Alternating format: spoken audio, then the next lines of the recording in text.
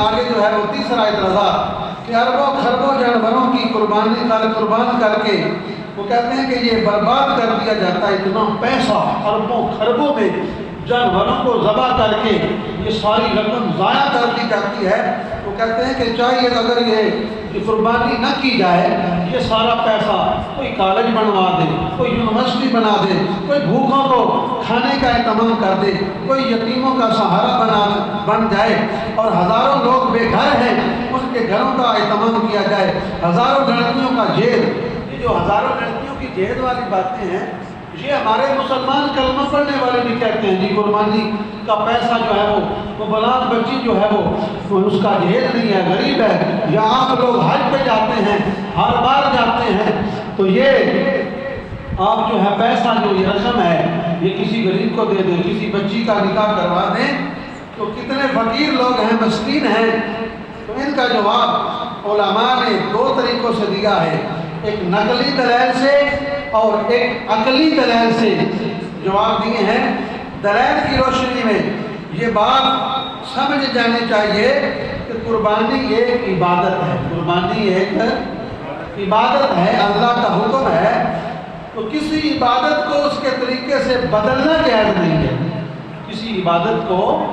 اس کے طریقے سے جو طریقہ اللہ اس کے رسول نے بتایا ہے وہی رہے گا، اس کو آپ بدل سکتے نہیں ہے۔ نماز کا طریقہ جو اللہ اور اس کے رسول نے بتایا ہے وہی ہے، اس میں آپ کمی بیشی نہیں کر سکتے کیونکہ رب کی عبادت ہے۔ اسی طرح قربانی بھی اللہ کی عبادت ہے، حج کرنا رب کی عبادت ہے، آپ اس کو رد و بدل کر سکتے نہیں ہیں۔ تو اس لیے اس کا جو اصل طریقہ کار ہے اس پر ہی عمل پیرا ہونا ہوگا، تو نہ ہی حج کو بدلا جا سکتا ہے۔ تو کیا وہ کہتے ہیں کہ کالجوں غریبوں کی مدد کے لیے ساری عبادتیں، اگر یہ بات مان لی جائے جی قربانی والے پیسے غریبوں کو دے دیے جائیں، تو پھر کیا جتنی عبادتیں ہیں ساری عبادتوں کو ختم کر کے ہم جو ہیں وہ غریبوں کی مدد کرنے لگ جائیں؟ نماز پڑھتے ہیں اس میں ٹائم لگتا ہے، کیا ہم نماز کو چھوڑ کر غریبوں کی مدد میں لگ جائیں، ان کا خیال رکھنا شروع کر دیں؟ بھائی عبادتوں کو ہم نہیں چھوڑ سکتے، جو ان کی حکم ہے اسی کے مطابق اس پر عمل کیا جائے گا، اس میں رد و بدل بھی نہیں کی جائے گی، اور اللہ کی کوئی بھی عبادت غریبوں کی آڑ میں اسے ختم نہیں کیا جا سکتا۔ عبادت رب کی ہے اور اس پر عمل جو ہے وہ کیا جائے گا جو رب اور اس کے رب کے رسول کا حکم ہے۔ اسی طرح اگر ہم اسی مثال کو سامنے رکھیں کہ ہم جو ہیں وہ قربانی کے پیسے کسی غریب کو دے دیں یا حج کے پیسے کسی غریب کو دے دیں، تو پھر یہ کروڑوں روپے جو مسجدوں پہ لگاتے ہیں، تعمیر کراتے ہیں، ہم کیا